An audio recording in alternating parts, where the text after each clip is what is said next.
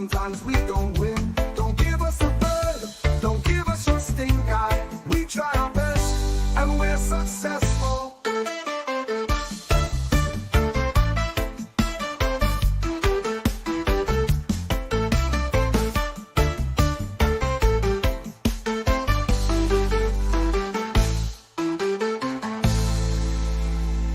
Come watch our show, Bed River sponsors. It's time to start, enjoy the show.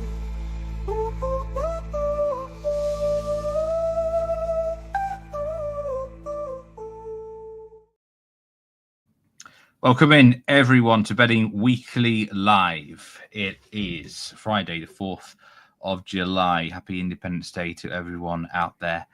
And I'm delighted to be joined by Nathan Joyes on the show. Nathan, the last time you were on Betting Weekly Live, you gave your best bet at nearly 6-1 with a 0-0 draw, and it cashed. That was a great win. I think the biggest ever best bet price we've ever had on the show. I mean, you must have been loving that. I was loving that game. No goals is just what we wanted. Oh, maybe I can just retire from the show here and now. Yeah, I know it sounded really bold, but everything just seemed like those teams were just going to cancel each other out. So, yeah, let's see if I can make it back-to-back best bets this week. We shall see. Nothing quite as big as that price, but I'll do my best to bring the winners to the show, of course. Yeah, we're looking forward to that. We're going to be going through all 4 Club World Cup quarterfinals in detail. 2 matches today, 2 matches on Saturday, and also to finish the show, going to be looking at Mexico, USA Gold Cup final. So plenty to discuss. Do put down any questions, any comments, any best bets in chat. Already several comments before we even came live on air. Mike, we'll talk about the Fluminense and Palmeiras hedging advice there as well. But good to see you in the show. Leslie Mack as well, Ming Chung, Duncan Evans, Tristan, Real Brandon King. Been a real regular in here recently. Great to see you. Harry Doherty as well. And Dave Clark as well. And of course, 3 of us are in. Kit Kat is back. He comes in for the big days, don't you, Kit Kat? Want a bit of attention today. I don't know what he's going to have a bet or not. Just going through some notable winners and losers yesterday on the soccer. $10,000 on the Women's Euro Championship. Portugal minus on the Asian handicap, sorry, plus 112. That was a loser, sadly. There was an $8,000 winner, though, New York City FC against Toronto, live on the over 3 Asian line at plus 102. So, yeah, sort of a mixed bag, really, on the notable soccer winners and losers. I'm expecting quite a lot of action this weekend on Club World Cup quarterfinals, Nathan. It's the sort of time now where we're getting a lot of excitement. I'm getting asked a lot of questions from people just in regular life who don't really normally follow soccer too much. But when they see the big quarterfinals, who's going to win the tournament, I'm sensing it's ramping up. Yeah, we said this, didn't we? A lot of people weren't going to be interested in the group stage or slightly hesitant about the matches. But if we look at the final 8, I mean, we probably didn't expect a few teams to be here, which makes it even more exciting. I think that's what football fans want in this day and age, rather than just seeing the same old European teams. I know this is a new tournament, but the same old European teams ending in the last 4, 6, 8, whatever it may be. But to have 2 Brazilian teams at this stage is excellent. And Al Hilal, that game against Man City was crazy, but it was great to see Al Hilal come out on top for me personally, rather than just the favourites squeezing through. It's been a really unpredictable tournament, but I think that's made it sort of stand out. So, yeah, hopefully more people were interested in this, and there's some cracking games in this quarterfinals. We've got some questions about outright bets, and basically some guys wanting some advice about how to potentially hedge to cover themselves here. Mike has got a 40-1 bet on Fluminense and a 22-1 bet on Palmeiras, and he's wondering how to handle that. Real Brandon King is a Bayern and Dortmund futures holder. I mean, just typically in any sort of outright futures bet, whatever it might be, are you a hedger, Nathan, or do you just mostly let everything ride? I like to let things ride because it's always that what if, you've placed the bet for a reason, unless it was intentionally a big price and then you think that you can cash out later down the line. But a lot of mine I put on because I feel like they can go the distance. It depends how and when you've put the bet on, without sitting on that fence too much. But it depends on the intention. If you thought that they were never going to win, but they were overpriced when you back them, then it's a case of taking it game by game, seeing how they are performing in the tournament, the draw. Obviously, we're going to get into these games now, so hopefully we can help these two out and give them some advice. But look, I put my hands up. I've been quite anti some of the South American teams throughout this tournament, and they've proven me wrong. So maybe the advice is to steer away from what I'm going to say on those particular teams, but I'll do my best to give as much context around my reasonings and potentially why it could be the end of the road for maybe one or two of those sides. Yeah, I mean, I've got to be honest. In the quarterfinal stage, I'm usually letting something ride, unless I'm really worried about a team or a player, and they are, say, the clear favourites to win the match. But then when you get to the semi-final and final, it can be a little bit different. I think the only time I nearly hedged, if I did hedge a bit, was I was massively. I had a huge green in my book for Colombia to win the World Cup in 2014, the tournament that Brazil hosted. And Colombia played some great soccer that tournament. They really did. And if they could have just got past, I think they could have won the whole thing. I really do. And I did. I think I hedged something like 5% of it, and I managed to win something there. But that's the only time I've honestly ever really thought about it at the quarterfinal stage. I think you've got to really let it ride to the semi-finals, if I'm being honest, and then take it from there. Definitely, and this tournament has thrown up so many surprises along the way. Like it has, obviously the show has produced plenty of winners. I won't bring up that 0-0 again, but there's been lots of different surprises. So if you're on at a big price at this stage, stick with it. You fancied it to begin with. They've made it probably further than what you expected. The draw has been fairly kind, especially when you think about those two Brazilian teams compared to who they could be facing. So yeah, keep going. Yeah, Dan Unreal Running King, certainly enjoying your advice there, Nathan. And Duncan Evans says he still thinks it's PSG to lose. It seems to be their time. We'll come to the PSG game very soon. Just before we move on to any bets, just a reminder, the Betting Weekly newsletter, do please sign up for free at bettingweeklystudios.com. The Insider will be released today. And there is some exclusive Club World Cup picks. There is some Wimbledon picks. And the pre-season, the early look at the Bundesliga for next season. I had a big part in that, along with the editor, Paul Hughes. Players to watch, stuff like that, early take. For those who regularly watch the show, I'm sure you can predict who I am betting on to be relegated. It won't be a surprise to regular viewers. There's the link. I put it in the chat. Sign up to the Insider. And anyone new to the channel or who hasn't hit the subscription button yet on YouTube, please do it. We're so close to 10,000 subscribers. We want to get there. And the likes as well. Thanks so much for really adding up the likes recently. Really appreciate everyone. Before we move to the games, outright futures, Nathan. Plus 250 for PSG and the biggest price, Dortmund at 20-1. Is there any value left in this market now at the quarterfinal stage, or is it too late, do you think? Would anyone be overpriced, in your opinion, compared to the odds? No, not from what I've seen. I think even when we did the preview, so many people hammered PSG after that 5-0 win against Inter. And if you didn't move quickly, I think they were still around 6-7-1 at the time. And that's what price that I've banked as well. So it's hard for me to recommend PSG at that particular price. And then when we came on and did the first show for the whole tournament, I said Real Madrid were the standout value. I know yourself and Lewis probably didn't agree with me, but they're a team growing into this competition. So if your hand was forced, or if you were given a free bet, I would probably go with Real Madrid out of the two teams at the current prices. I know there's not much in it, but I think the value's gone, to be honest with you. Stick to the actual individual games. We'll have plenty of bets for that in the next 30-40 minutes or so. So yeah, I think it's a case of avoiding that market at the moment. Yeah, I do agree. I think it's now. Almost that ship sailed a bit with nearly all the teams in the market now. It can be a bit late to get involved. I know on the show we did with Jack on Wednesday, if you were looking at Al Hilal at 10-1, we're going to talk about them very, very soon. Sea of Green, good to see you. Took my advice at half time in the Champions League final. He's on PSG at 8-1. he was a watcher of the Champions League live betcast, which we had a lot of fun there. Dan's asking, can Bochum go back up? Bundesliga 2, I don't know, Dan. I mean, you'll know better than me. But hopefully they can go back up, because I love talking about Bochum with you on Betting Weekly Extra Time. But let's have a look now. At least we relegated. I'm not that optimistic, Harry, but I'm getting a little bit more confident because of the Brentford situation going on this summer there. But let's wait and see. Loads of transfers to be made coming up soon. First game today, Fluminense, Brazilian side against Al Hilal. Al Hilal, after that incredible result against Manchester City, blew the tournament wide open in that section of the draw, plus 145. And they're going to be a popular bet here, Al Hilal, because they've just beat City. Could be quite a public play. Plus 215 for the tie.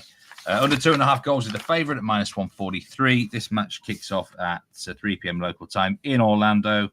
It could be around about, I think it's in the 80s Fahrenheit. Chance of, as always here, chance of some thunderstorms, but not as hot perhaps as it has been, say, a week ago. Nathan, you are a really great South American expert. Fluminense, I've got a feeling you're going to be surprised that they made it this far, based on what we've said before. Can they keep this run going? I think this is the end of the road for Fluminense. It's been, for them to get to the final 8, it was probably beyond their wildest dreams financially. They're going to be heavily rewarded for this, and they'll fancy themselves, if they've beaten Inter Milan, to beat Al Hilal, but I don't see it. I think Al Hilal will come out on top of this match. I think let's just focus on that Inter game to begin with for a bit more context. I feel as though that game just played perfectly into Fluminense's hands. They got incredibly lucky with that opening goal. Inter switched off. Herman Cano tapped it in from a few yards. I still don't know where the goal's coming from. I know that sounds insane because in the quarterfinals and they won that match 2-0, but for them to score in the first 3 minutes and then to set up with 5 at the back, Inter couldn't break them down. They were clueless from pretty much that 4th minute onwards. They didn't know how. There was so much time for them to get back into that game. If they took the game to Fluminense and was at 1-1 half time or by 60th minute, I think that game spins on its head. But Thiago Silva was unbelievable. For 40 years old, he's just the perfect leader. We saw how he acted in the cooling break, where he actually chose the tactics to see out that match. There was a video sort of leaked of him doing a speech beforehand in the dressing room and getting the players going. So I think his experience is just so invaluable to this side. He's been excellent. However, Al Hilal is a completely different test. Look at what we saw against Man City, and I think they were vulnerable from set pieces. I want to touch upon that in a little bit with an extra bet. But I just think that Al Hilal can overload them, find those half spaces, break Fluminense down with a bit more pace. Inter were quite slow and lethargic with what they were trying to do. They didn't really change the pace until the last 10, 15 minutes, where they hit the post and missed a couple of opportunities where they really should have scored. But for me, I'm looking at that Fluminense side, and they will set up with 5 at the back again. But the left back, Rene, is suspended, and in comes Fuentes, who's not really, I think he's played 1 game this tournament. He's nowhere near as good. And if we look at Al Hilal, they've got João Cancelo, who loves to bomb forward. Malcolm, who's having an excellent tournament. Marcus Leonardo, who's going to always find those spots inside the box, who scored. Yes, it may have not been the classiest of braces on that highlight reel, but he's always in the right places at the right time. And I just think that they're going to pick them off. They will find the spaces. They will test and bring the game more to Fluminense. I think it's going to be a little bit more end-to-end than we expect. Fluminense will have to come out. They will have to score if they are going to get through to the at least one. I know maybe a bit of a Michael Owen comment. They're going to have to at least score 1 or 2 to get through this Al Hilal side, who just keep scoring for fun. But I can't see it. They've only got John Arias. John Arias has been unbelievable this tournament. A move to Europe has to be on the cards for him, but they can't keep expecting him to deliver it all on his own. They scored 2 against Inter, but obviously 1 was in the last minute when Inter were pushing, and that opening goal was just a gift for them. And I don't think Al Hilal will give them that. So for me, I think the Saudi team are priced just about right, but it's definitely a price to get on board with. I think Fluminense falls short. However, I will throw in a wild, I know I threw in a 6-1 bet last time. I'm going to throw in a 12-1 for this particular match, and I'll talk you through my logic for it. So yes, I am signing with Al Hilal, but will Al Hilal keep a clean sheet? I'm not entirely convinced. And I'm not looking at Fluminense's forward players for this particular bet. I'm looking at Ignacio, the centre-back, around 12-1 to score any time. I think it's a cracking bet. Yes, he doesn't score often, but Fluminense's set pieces are actually quite effective. And he scored against Inter, and he was only ruled out for, I think it was half a yard offside. But basically what Fluminense do from set pieces, John Arias whips into Thiago Silva, who sits a bit deeper, and then it's his job to knock it back into the 6-yard spot where Ignacio was waiting all game, and he got his moment against Inter, but sadly it was ruled for offside. Now, Al Hilal were excellent against Man City. Obviously, they scored 4 goals and qualified, but nobody's really talking about how vulnerable they were from set pieces. So I think they conceded 2 and a cross in that particular match, and Fluminense are a big unit. They will look to try and score from set pieces. I think that is going to be their ticket if they are to get on the scoreboard for this particular match. So if you aren't convinced by my recommendation of Al Hilal to win the match and you're looking for a bigger price, Ignacio 12-1 anytime. I think it's obviously around 25s or bigger for first if you want to be brave enough. But 12-1 anytime for the centre back is something which just caught my eye. So I had to bring it to the table. This is Ignacio da Silva Oliveira. Yeah, that's the correct, official. Yeah, so 15-1 to score any time with Bet Rivers. 30-1. 30-1. Yeah, it's obviously been on the drift a little bit here. 30-1 first goal scorer. This is exactly the sort of insight that we're loving, Nathan. Just a comment earlier, I wanted to mention it. Jason Galvin mentioned that Fluminense likely to continue with a back 3, which apparently isn't their normal formation, presents opportunities in the player props markets and stuff like that in different positions. Again, that's an angle you certainly get an edge on. Dave Clark saying Al Hilal and over. As well. Effie's not having it though. He thinks it's a total disgrace for a Brazilian team to be considered the underdog in this matchup. And we know Effie really loves the Brazilian teams. He will be all over Fluminense here.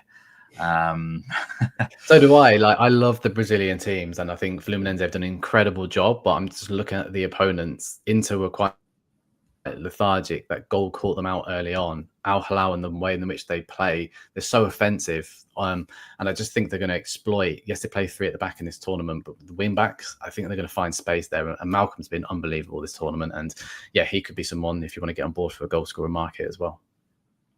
Some questions and comments about the Denmark versus Sweden women match starting soon in the Euros, and thanks for producer Troy for putting up the betting split for the game. Simple fact, as I said on the show on Wednesday, out of the first round of games for the women's, when I can watch the games, I will be just keeping sort of a close eye on proceedings, and then maybe match day 2 and 3, I'll have more of an opinion on stuff. So for me, it's a match best watched, but it seems like in the comments, people getting stuck in straight away, Nathan. Match day 1, if you've got an edge, you've got an edge. My opinion of this game here is my concern actually would be for Al Hilal.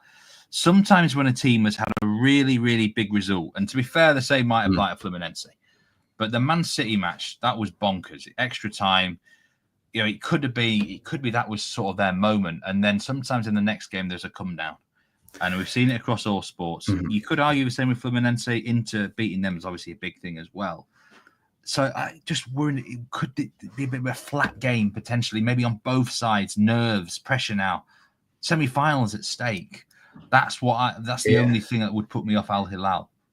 I hear it. But if you watch Al Hilal regularly, a lot of their games are chaotic. It's from one to the next. They're never 0-0s. They're never mundane. They're always on the attack. Even with that Salzburg game, which was rather disappointing from a goal scoring perspective. But I hear what you're saying. But I think the pressure's going to be on Fluminense. I don't think they have it in them to score more than 1 goal in this particular match, but Al Hilal can just keep on going. I think they're just, on paper, they're fantastic. The fact that the fullbacks, Renan Lodi, who I've not even brought up, likes to bomb forward as well, where we didn't really see that with Inter, especially in the first half up to the 60th minute. There was only ever 3 or 4 players advancing into the box.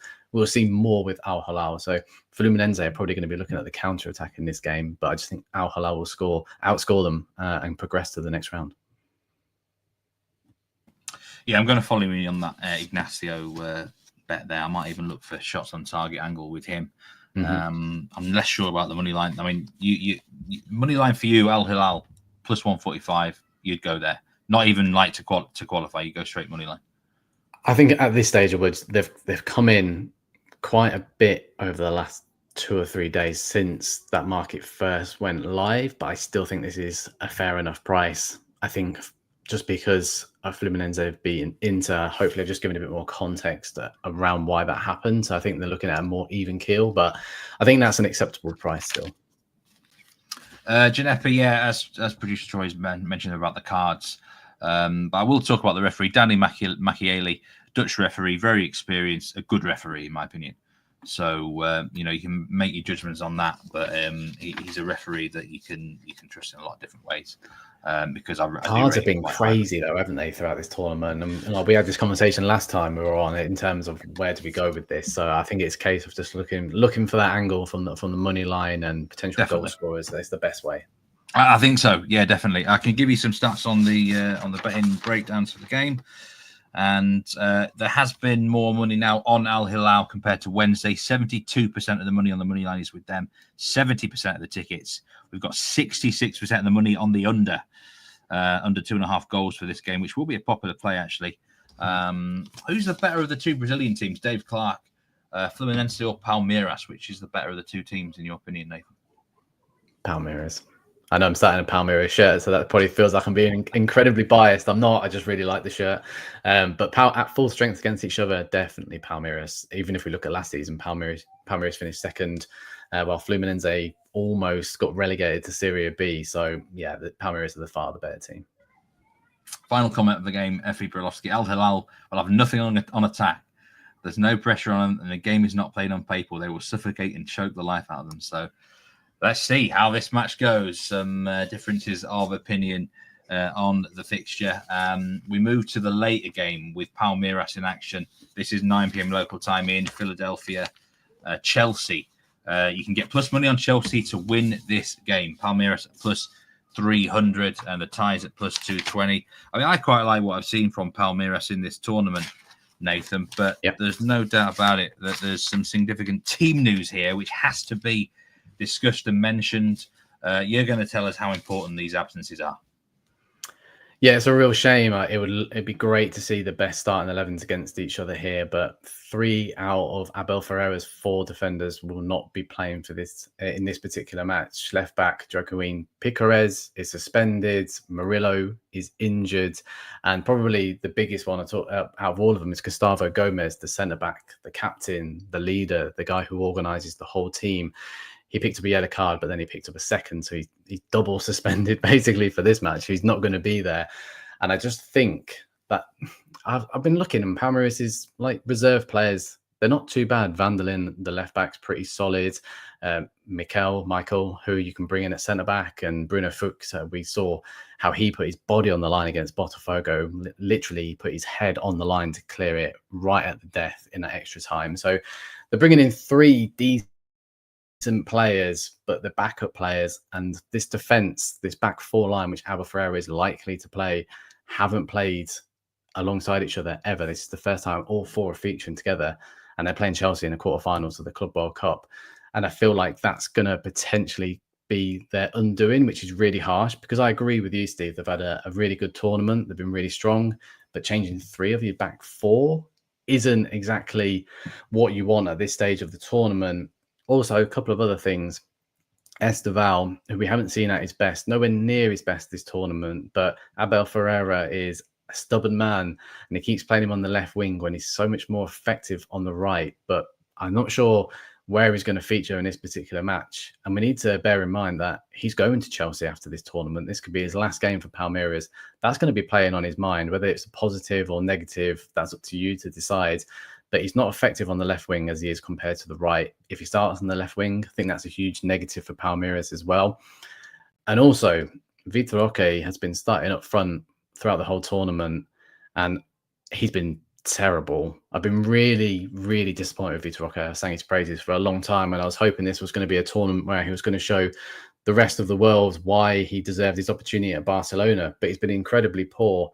But I've been reading reports that Flaco Lopez, who's the reserve striker. I think he should be starting because when he's come on, he's been fantastic. But apparently he had a bit of a bust up with the manager and there's been a bit of a falling out, which is why Vitor Roque has been starting over him. And Paulinho, who did score the winner against Botafogo, he's only just come back from injury. They reckon he may need to have further knee surgery after the tournament. He came on and then came off again in that Botafogo game, so he's not fit enough to lead the line.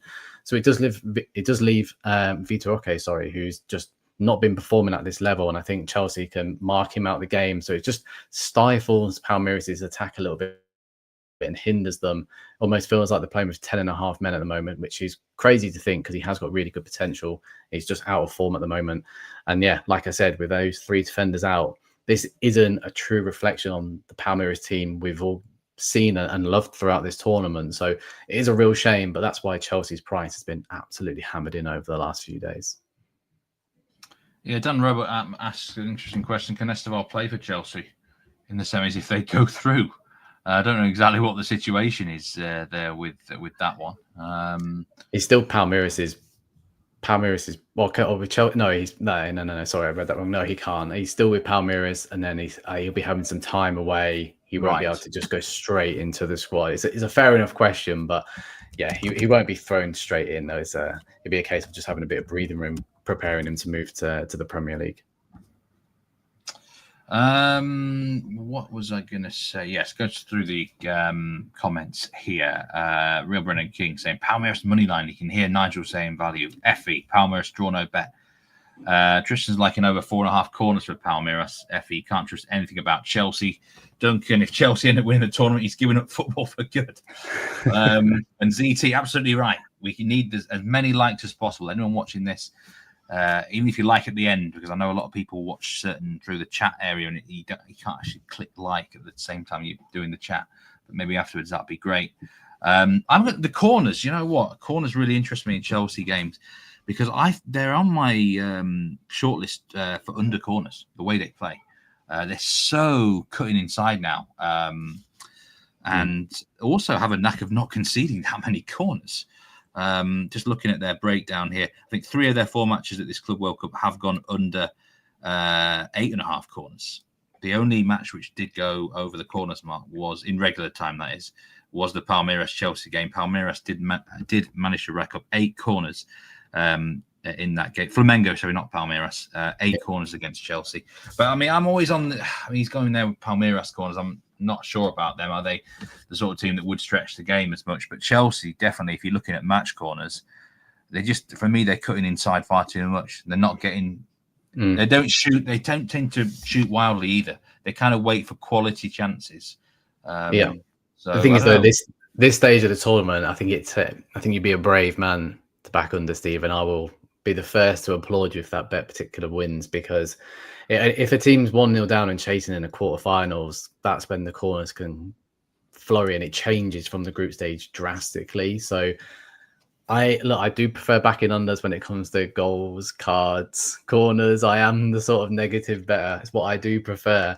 But I think it's a bold play at this stage of the tournament because you just don't know how it's going to swing if it's only a goal in it. So, yeah, I'm not particularly sure. I'm not sold on that market. I hear where you're coming from. I'm not taking it. I'm not, because the line's actually 9.5 with BetRivers.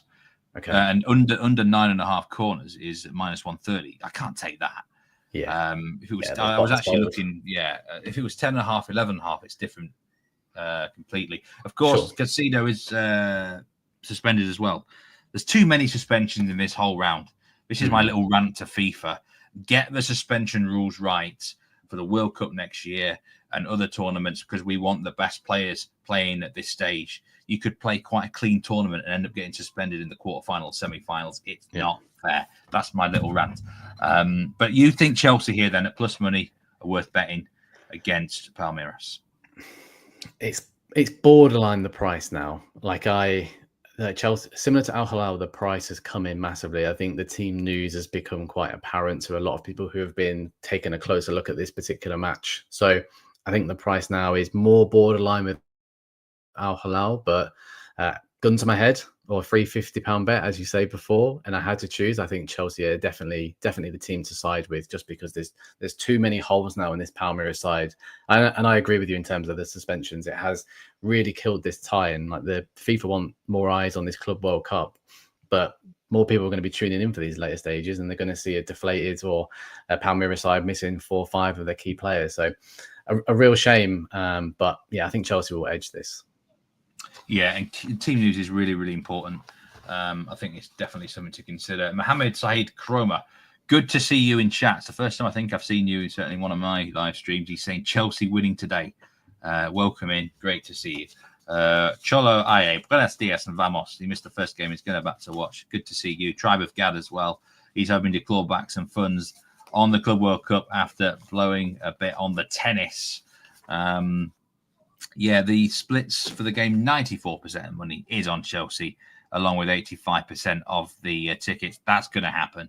It's as simple as that, really. Chelsea always going to be well backed here.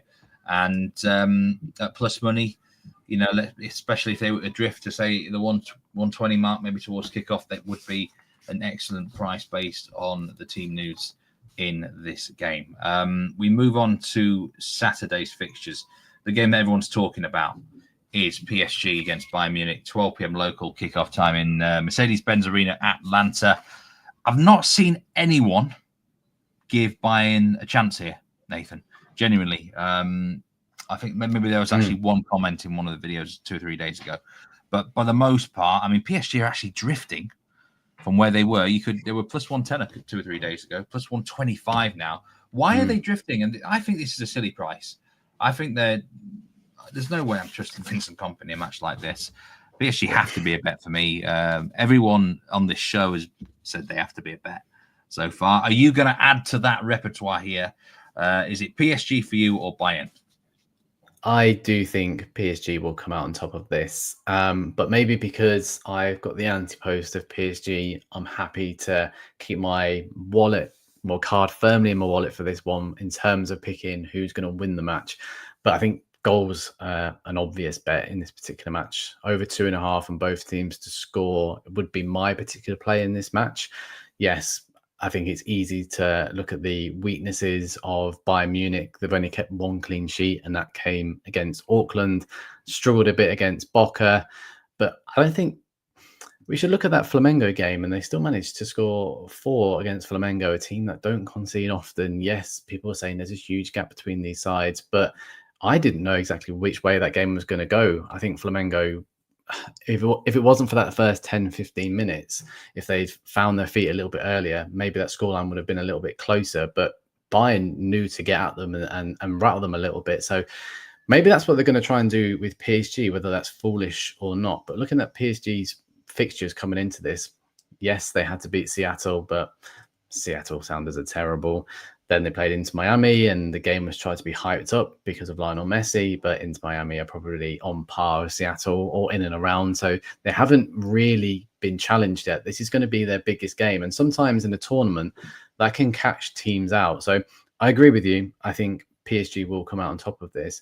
But I think it'd be really brave to say that PSG are going to keep another clean sheet. I think that we can take out that Inter Miami and that Seattle Sounders game purely because of the level compared to Bayern. Is you can't compare the two. Atletico Madrid were just an absolute disaster. That first game, PSG just dominated it, but Atletico Madrid were poor all tournament. Now, the only real challenge they've had so far is Botafogo, and Botafogo scored against them. So I think if Botafogo can score against PSG, I think Bayern Munich will fancy their chances as well. But yeah, as you said, I think Bayern defensively haven't been particularly great. Just that 1 clean sheet against Auckland. They're vulnerable at the back. I think there's just going to be so many goals in this game. So over 2.5 and both teams to score would be my play within this. But yes, as you teed it up, I wouldn't put anybody back in PSG to win this one. Yeah, I've got to get on PSG money line here. I mean, I'm on them to win the game anyway, because I've backed them to reach the semi-finals. I want to win the whole thing. Hey, sometimes you've got to put all your eggs into one basket, Nathan. It's the way it is. I can't. If there's a dangling carrot like that, I can't help myself. There's a lot of questions about the lineup today. Dan's asking, is Dembele going to play? Several sources would indicate he will start the game. actually. Oh, really? Okay. Yeah. There's a few different opinions around. Rumours that Dewey might be benched. Barcola could be in line to start, but not necessarily on the left wing. Or out on the right wing there. We know the back four. We know the midfield trio. Vitinha, Ruiz, and Neves. It's a very, very strong midfield. It's as simple as that. Bayern obviously do have a lot of quality as well. I've got to mention that. And I think a lot of the issues that people have with Bayern is more the manager rather than the squad.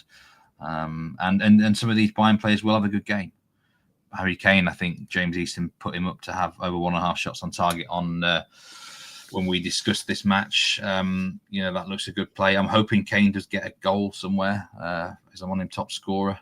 As long as he's not running back defending like he did against Flamengo, because that tackle he made was horrendous. So why was he running? Why was he running? I don't understand. It was so far off it. I think he just felt like he needed to because the space opened up. But yeah, keep Harry Kane in the box, and I think Bayern stand a chance of definitely getting on the score sheet. 84% of the money is on PSG, 85% of the tickets. Biggest bet so far is a 4-figure bet on under 12.5 corners at minus 435. Bayern Munich, they're another team on my blacklist for corners. I've got to say, they're even worse than Chelsea for that. They cut inside so much. It's unbelievable. But the difference with Bayern is they shoot more. They have a lot more shots. And when shots are fired in, you can get deflection, saves, everything, which is why in the Bundesliga, they do rack up quite a lot of corners, of course. But I'll tell you what, you're not going to get many corners from someone, an overlapping winger or a winger going to the byline with Bayern Munich. That is for sure. PSG quite similar in that mould as well. It wouldn't surprise me, actually, if this match did go under corners too. But like you said, Nathan, in these frantic games, knockouts, teams chasing can do desperate things and go away from their game state. So, you really like both teams score there. PSG win. The final match, we've got Dortmund in action against Real Madrid. And Real Madrid minus 162 favourites on the money line to win in 90 minutes. Dortmund plus 400. I've got my outright ticket on them, Nathan, but I do think it's the end of the road here for Borussia Dortmund, sadly. Just don't think they've got the quality to live up to Real Madrid. I think Real Madrid would have to have a stinking game, and Dortmund take nearly every chance to beat them here personally. Yeah, Dortmund just haven't got going. We all agreed, didn't we? They were the outside pick to give you a big price and hopefully progress. And we thought that they would get to this stage of the competition, and maybe we'll be having a more open discussion about how Dortmund could potentially take the game to Real Madrid. But from what we've seen, yes, they remain unbeaten, but Fluminense outplayed them in that first match. Mamelodi Sundown scored 3 past them. They dominated against Ulsan, but still only scored 1, which was a little bit concerning for me. And then Monterrey was 2-1, where it was just similar vibes to what we've seen throughout the tournament, where Real Madrid have grown into it. I think Real Madrid, it was funny that when we were talking about them to begin with, in terms of, well, why are they favourites for this tournament? Well, it just goes to show, like, Xabi Alonso is keen to win this tournament. And that opening game against Al Hilal, I mean, look, the fact that Al Hilal is now beating Man City, that 1-1 draw in the first game, doesn't look too bad now, does it? Yes, they went and beat Pachuca 3-1, which was quite convincing, but they had 10 men for over 80 minutes. Salzburg, they brushed to one side without getting out of second gear, 3-0. And then Juventus 1-0. Well, to me, that game could have been 2-3, 4-0. They absolutely dominated it if they were just a little bit more ruthless and went for it. Obviously, they didn't need to at this stage of the competition. But 2 clean sheets now in a row. They're looking incredibly strong. Gomez up top. I mean, I was very excited to see how Endrick would perform for Real Madrid, but we haven't seen him because of that hamstring injury. But Gomez has come in and he's been... Gonzalo Garcia. I don't know why I said Gomez. I'm talking about Gustavo Gomez from earlier. Garcia, has been a breath of fresh air in that front line. I think a lot of Real Madrid fans are going to be excited about him. So I don't think there's too much more to add, really. I think Dortmund have... Yes, you can look at their results, but if you've watched them, they've just been lackluster all tournament, vulnerable defensively, where Real Madrid, as I said, grown into the tournament, looked really strong, passed it around Juventus. They didn't have to get out of second gear for that match either. So I think Real Madrid can go up a notch, even more so now that they haven't got to play Man City. They'll be licking their lips that they can go further into this competition. And I just think it's one's a bit of a no-brainer. So I've actually stuck up Real Madrid to win, but the price is short. So I've added in over 8 corners because I know we've spoken heavily about under corners on most of these teams, but the over 8 line has landed in all of Real Madrid's games so far. They are a team, that like to play with a lot of width. And I think they're definitely going to get at Dortmund. Dortmund are going to have to take the game to them at some point. They've not been too bad for corners as well. So just to add a bit more juice to that price, I think Real Madrid and over 8 corners is probably one of the standout bets of this particular round. Yeah, that's been your go-to Real Madrid bet, hasn't it? Real Madrid win over 8 corners, same game parlay. I agree with you. I think this match could well be an overs corners. The line is set at 10.5 with Bet Rivers -109. I think personally that will go over. SW is asking that question. I do think that'd be a good bet. Effie says Dortmund +1. Brave. I mean, Effie goes against the grain with a lot of things. Fair play to Effie. I sense that. Yeah. I'd love to see Dortmund put in a performance here, but I'm not sure they've got it. It's one of those where every time it's gone to a different game, okay, the Fluminense game where they've blown off a few cobwebs. Yes, they scored 4 against the Sundowns, but Sundowns walked through them at times and were unfortunate not to get anything out of that game. All of a sudden, they should have been bashing them 3-4, 5-0. It was only 1. And also, yes, we're not going to see both the Bellinghams on the pitch, are we? Because Joe Bellingham's suspended for this particular match. I know you're going to hate that, Steve, because we've been speaking about suspensions, but he's out of this particular game. So I just don't see it for Dortmund. I think they were a good price at the start of the tournament, but they have been a team which has disappointed. I think their rather fortunate route to this stage of the competition has made the campaign look a lot stronger than what it was. Just going back for some of the comments here. Mbappe. Is he going to start? I mean, he looks really weak when he came on the other day. I mean, we know he had been suffering with. I mean, but he's had a few more days now to recover. I mean, they don't have to start him. He's a great weapon to bring on. Yeah, I mean, they've got options, haven't they? Gonzalo Garcia, which we've spoken about. Like they're coping just fine without him, which makes them even scarier, doesn't it? Because if Mbappe finds his rhythm, and like you said, if he can come off the bench and be more effective rather than hoping he lasts 60-70 minutes, then I think Alonso's brave enough to take that approach anyway. So yeah, it doesn't matter, which is why I'm leaning more probably towards Real Madrid. And I know I said that in the opening show that we did around this Club World Cup, that they were a decent price, and yes, they were the favourites, but they're proving everybody right when it comes to that. SF9er, welcome in to chat. He's got several picks. Chelsea and Fluminense moneyline, Vancouver Whitecaps moneyline in MLS, Colorado Rapids as well on the moneyline for this weekend. And Dan Robert likes Minnesota on the 0 Asian handicap. That is a notable live stream on Bet Rivers and the Bet Rivers app today. Dallas against Minnesota United. Also 4 USL Championship games, 4 Irish Premier Division matches for those who are interested in that one. Never got into that league, Nathan. I don't really know why. This hasn't been my sort of league, the Irish Premier League. But no, not for me. I mean, it'd be a bit wild, wouldn't it, if I was focusing on South America and Ireland? People would be a bit suspect as to what I'm putting forward. So yeah, it's not been a league for me for sure. Raybert, good to see you as well. Prince of Entertainment likes the Madrid game over 9.5 corners. I think that's a great bet if you've got to get that line, good prices. Effie says, at least one game will go to extra time. We probably wouldn't be shocked, would we, if one did?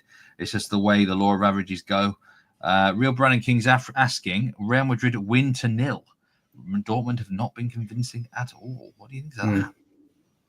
It's bold, but I can see his angle. I wouldn't put anybody off it. Maybe like a half unit or something. I'm a bit more conservative with my stakes, as people can probably tell when it comes to this. Well, I said that I put a 6-1 0-0 the other week, so maybe not. I normally am.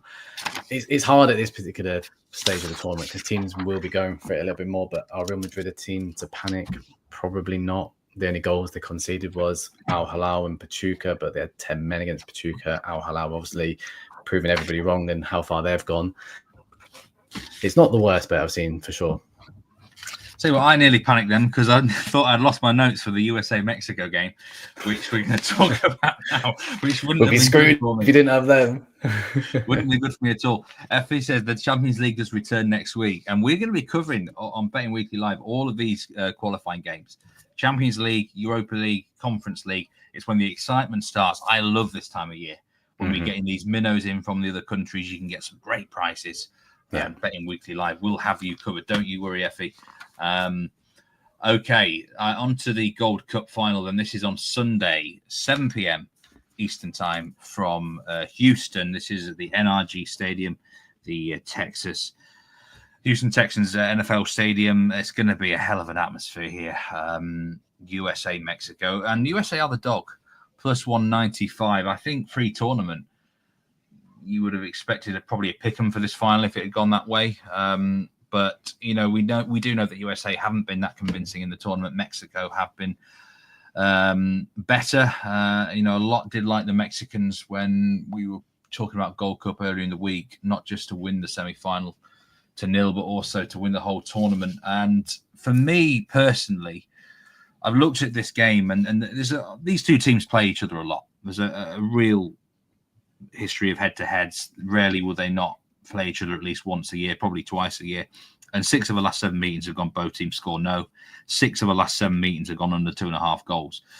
This is a big rivalry between the nations. And with it being a final as well, there's this kind of an old saying in finals, get on the unders, really, Nathan. It's one I've often lived by. International soccer is a little bit different at times, but under 2.5 goals is available with Bet Rivers at minus 159 now. I don't think there's anything wrong with that bet. I really don't. And this is 90 minutes. This will go to extra time, by the way, unlike any of the other fixtures in the Gold Cup. It will go extra time and then penalties. It wouldn't honestly shock me if it was 0-0 all the way, because this is just going to be stop-start. There'll be fouls, gamesmanship, all sorts of things. Am I that convinced about either attack? To be brutally honest, no. Is what I would say here. Dan's made a very good point about the Mexican support. I think they will be well looked after here by their own fans. And if I had to pick a team to win to lift the trophy, it would be Mexico. I think they've got a little bit more about them, this US team. I think the squad at this tournament is not quite as good as Mexico. You can get minus 125 on Mexico to lift the trophy. I don't think it's a terrible bet, but US do have home advantage. They have been steadily improving as the tournament's gone on. And I think it's going to be tight. I think under's got to be the best bet. If you want to get a bet more close to even money, then you can look at the Asian line of under 2.5, under 2.25 goals at minus 122. If you're going to take the under 2.5 market, by the way, go in the Asian goals market rather than the main props market. It's a better price right now at minus 159 compared to 175. The Mexicans are well known for their support, Nathan. And they often feed off that, don't they? So it's got to be a factor that this final's in Texas, surely. Yeah, absolutely. I'm not going to sit here and say I watched the whole tournament, but I did watch the US play Saudi Arabia where they won 1-0, and it was from a set piece that they managed to get a goal. And just looking through with Mexico's results, they beat Saudi Arabia 2-0, but one was an own goal as well. So they sort of matched that chess-like performance against the Saudi Arabia side, which didn't have any of Al Hilal players as well. So the more you've spoken about the unders there, the more I've been convinced as well. And just been going through, it's been quite a flat performance from both nations, really, when you look at the results and a couple of their performances. Yes, the US have won all the games, bar sort of the Costa Rica in normal time, but Haiti 2-1. Haiti were incredibly poor from what I saw. Saudi Arabia, it was not their full strength side as well. But Mexico have just done enough, haven't they, as they've gone through 4 clean sheets in a row. So if they've got that support behind them as well, every time I look at the Gold Cup when it comes around, I'm always looking for Mexico in the outrights, because I always think they've got the edge over the US, and especially because of the US team this time around is nowhere near as strong, is it? So yeah, I'm of the same opinion as you. If I was to choose a bet, it would be Mexico to lift the trophy and maybe go on unders as well. So not a great advert for if we're trying to advertise people to watch the Gold Cup, but if people want to make some money, they seem to be the sensible plays. Yeah, I mean, I do think 0-0 could be a runner as well in 90 minutes at plus 700. It wouldn't quite be best bet territory like you were with your 0-0 last time you were on. But that under's got to be, for me, quite a strong bet for this game. I do think if anyone takes the lead, they're just going to be like a dog with a bone and try and hang on to it, do what they can. Gamesmanship, time wasting, all that sort of thing. And it could be a really start-stop game. I mean, it'll be an intense game. The atmosphere will be good. And Effie's right. There's a lot of heat on Pochettino in the American press. Of course there is. Next summer's a really big one for them. But I can tell you now, there is more money on Mexico. 73% of the money on the money line is on them. And there's a lot more money on the under as well. 70% of the money is on under 2.5 goals. That is a high amount in this market. Normally, you just get overs being back more just for public plays. But it is quite telling for me that they do say sometimes follow the money, and 70% of it is on that under for the game. So that would be my call. I'm going to ask you for your best bet in a minute, Nathan, from this show. But again, for anyone who's new in, catches for the first time, welcome in. Do sign up to the Betting Weekly Insider newsletter. It's out today. We have 2 newsletters a week, Monday through to Friday. Loads of free content. All you've got to do is sign up. And yes, we are so close to 10,000 subscribers. Thank you so much to everyone who has been subscribing at huge rates in the last week or two, and hit that like button as well. I do know a latest game betting match was recorded today with Nigel and Sean ahead of the next Wimbledon round. I don't know exactly what time it's going to be released, but do watch that. Probably later, probably in an hour or two, it may well come out. We've also got a Betting Weekly hardball show with Doug Kazarian and Adam the Bull coming up later today. But Nathan, best bet territory again. What are you going to go with this time from these range of picks? I'm going to go incredibly boring compared to last time. I apologize Boring's good. in advance. Boring's good, yes. I'm going to go with Real Madrid and over 8 corners. I think that's the strongest out of the 4. But I will do a gentle push. A gentle push. We've been speaking for too long, haven't we? A gentle push towards the Ignacio anytime markets in that Fluminense game, especially if you want to look at shots on target, headers on target, what markets are available there, especially how good Fluminense can be from set pieces. So yeah, a sensible play with Real Madrid, but I think this Fluminense Al Hilal game is going to be really good to watch. Yeah, it was an absolute pleasure as always, Nathan. Thanks so much for your thoughts and insights and bets. Thanks to everyone who's watched the live shows this week. Tennis, Betting Weekly Live, the Hardball and Fast Break as well. Have a great weekend to all. Cash some winning tickets. Nathan, we're going to see you on the show on Wednesday with Dan Roebuck. And I know Dan's really looking forward to quizzing you about certain teams. I would quite like to see one of these Brazilian teams go through in a way, just to keep it interesting there. But let's see how they go. Take care, everyone. Remember to gamble responsibly. Look after yourself. Have fun. And we'll see you next week on Betting Weekly Live. Goodbye.